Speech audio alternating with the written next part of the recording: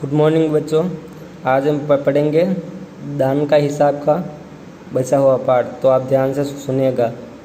तो इस पार्ट में हमने पढ़ा कि राजा लोगों की सहायता नहीं करता है।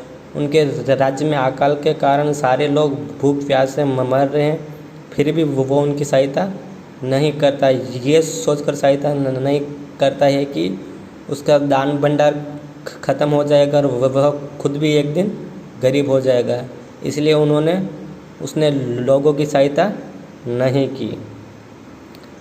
एक व्यक्ति ने कहा, भगवान की कृपा से लाखों रुपए राजकोष में मौजूद है, जैसे धन का सागर हो। उसमें से एक आधा लोटा लेने से महाराज का क्या नुकसान हो जाएगा। तो बच्चों, एक आदमी ने कहा कि महाराज के पास इतना सारा धन है, तो उसमें से थोड़ा सा धन हमें देने से क्या राजा गरीब थोड़ी हो जाएंगे। राजा ने कहा, राजकोष में अधिक धन है, तो क्या उससे दोनों हाथों से लुटा दूं? राजा ने कहा कि मेरे पास ज़्यादा धन है तो क्या हुआ, मैं क्या ऐसे ही किसी को दे दूंगा क्या? एक अन्य व्यक्ति ने कहा, महल में प्रतिदिन हजारों रुपए इन सुगंधित वस्त्रों, मनोरंजन और महल की सजावट में खर्च होते हैं। यदि इन रुपयों में से थोड़ा सा धन ज़रूरतमंदों को मिल जाए तो उन दुखियों की जान बच जाएगी। तो एक अन्य व्यक्ति ने कहा कि बच्चों की, हे राजा, आपके महल में प्रतिदिन हजारों रुपए आपके वस्त्रों की सजावट के लिए, मनोरंजन के लिए और महल के लिए खर्च होता है।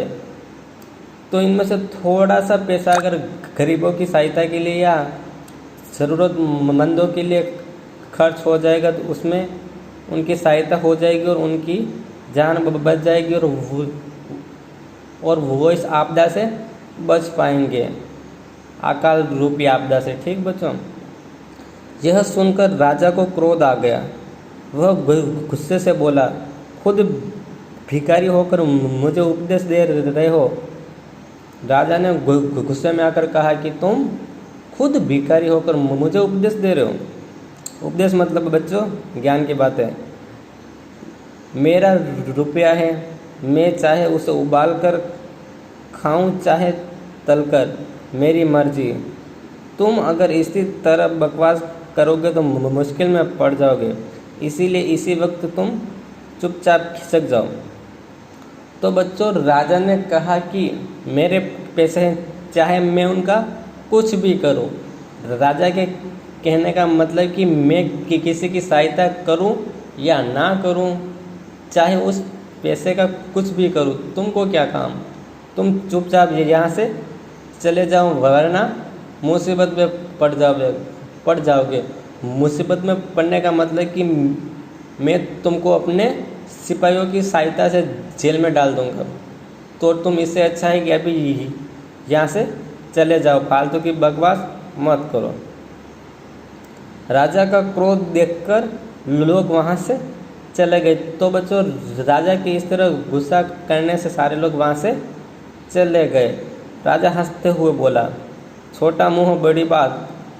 अगर 100-200 रुपये होते तो 2-4 बार सोच भी सकता था।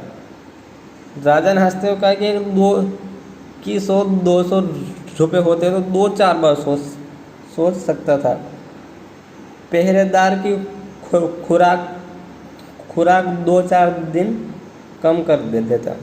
उसमें भी बच्चों को बोल रहा है कि अगर 100-200 रुपये मांगते तो मैं देता। वो भी कैसे देता कि पहरेदार की 2-4 दिन की खुराक कम करके, और यह रकम पूरी हो जाती। मगर 100-200 से इन लोगों का पेट नहीं भरेगा।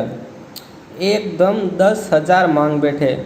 छोटे लोगों के कारण नाक में दम आ गया है। तो बच्चों, राजा ने कहा कि ये लोग मुझसे थोड़े पैसे मांगते तो मैं दे देता, और पहरेदार की खुराक कम करके तो सब कुछ एडजस्ट हो जाता है, पर इन लोगों का पेट तो 10,000 से भरेगा, इसीलिए इनसे थोड़े पैसों से इनका कुछ नहीं होने वाला। और इन छोटे लोगों के कारण आजकल मेरे नाक में दम कर रखा है इन्होंने। ठीक बच्चों, तो अब यहाँ था, इसको पढ़िएगा। धन्यवाद।